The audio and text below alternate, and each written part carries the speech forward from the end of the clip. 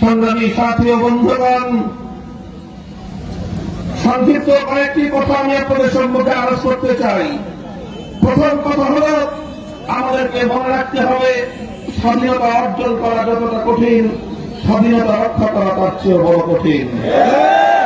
আমাদেরকে অতীতের তিক্ত অভিজ্ঞতা স্মরণ করতে হয়।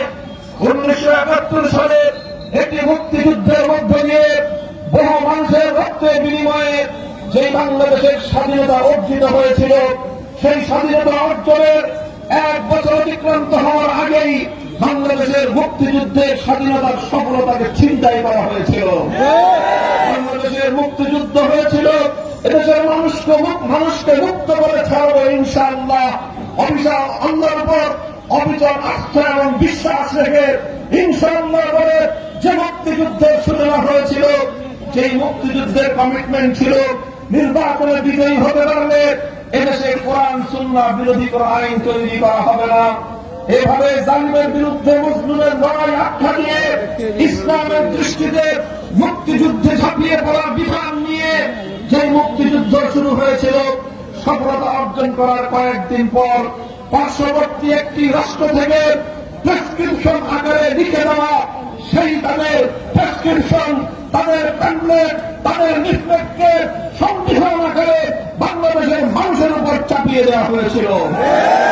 1972 সালের সংবিধান মুক্তিযুদ্ধের চেতনা পরিপন্থী সংবিধান, 1972 সংবিধান এদেশের স্বাধীনতার সংগ্রামের দীর্ঘ আন্দোলনের সঙ্গে বিশ্বাসঘাতকতার সংবিধান।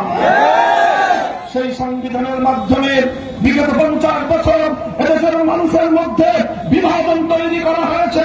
সেই বিতর্কিত সংবিধানের দোহাই দিয়ে বাংলাদেশের মানুষের বিরুদ্ধে একের পর এক এদেশের মানুষের সেন্টিমেন্ট আর চেতনা বিরোধী কার্যকলাপ পরিচালনা করা হয়েছে।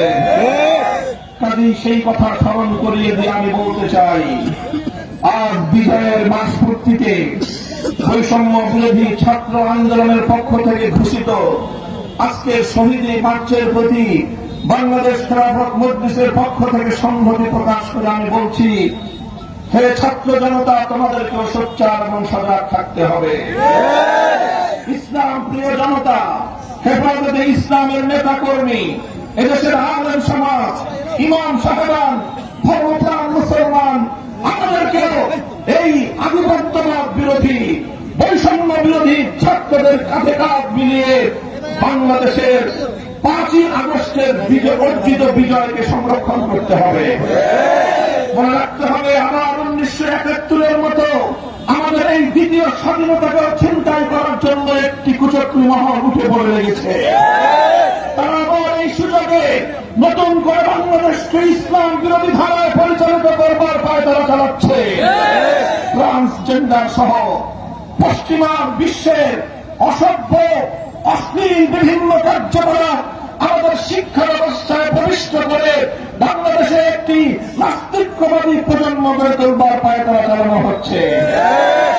আমরা দেখেছি আগস্ট বিপ্লবের বৈশিষ্ট্য ছিল এ জাতির মধ্যে একটি অভূতপূর্ব ঐক্য এবং সমন্বয় গড়ে উঠেছিল।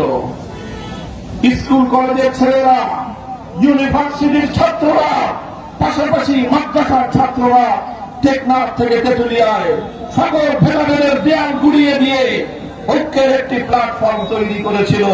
এই ঐক্যই আগস্ট বিপ্লবের ভিত রচনা করে দিয়েছিল। কাজে আমাদেরকে সতর্ক থাকতে হবে। বিগত 50 বছর এই পতিত স্বৈরাচারী শেখ হাসিনার রাজনীতিটাকে যদি আমরা একটু গভীরভাবে বুঝবার চেষ্টা করি, তাহলে দেখব শেখ হাসিনার রাজনীতির প্রধান দুটি বৈশিষ্ট্য ছিল। 1 নম্বর ছিল প্রতিশোধের রাজনীতি, 2 নম্বর ছিল বিভাজনের রাজনীতি। 1975 সালে শেখ হাসিনার বাবাকে বাকশাল গঠনের কারণে এবং 30,000 মায়ের বুক খালি করে 30,000 যুবককে গুম খুন হত্যা করার কারণে এদেশের মানুষ ফুঁসে উঠে 1975 সালের আগস্টের অভ্যুত্থান করেছিল। সেই 15ই আগস্ট অনেক নিরপরাধ মানুষ, নারী শিশু হত্যা হয়েছে, যে হত্যাকাণ্ডের সমবেদনা আমরা প্রকাশ করি। কিন্তু তার অর্থ এই নয় যে বাকশাল কায়েমের বৈধতা বাংলাদেশের মানুষ দিয়ে দিয়েছিল।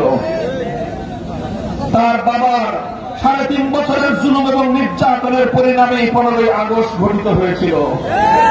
15ই আগস্টের পর শেখ হাসিনা আন্তর্জাতিক গণমাধ্যমে ঘোষণা দিয়েছিল, যে জাতি তার বাবাকে হত্যা করেছে, যে জাতি তার বাবার হত্যাকাণ্ডের কারণে মিষ্টি খেয়ে সারা বাংলাদেশের মিষ্টির দোকানগুলো ফাঁকা করে দিয়েছিল, সে এই বাংলাদেশের মানুষের কাছ থেকে প্রতিশোধ গ্রহণ করবে।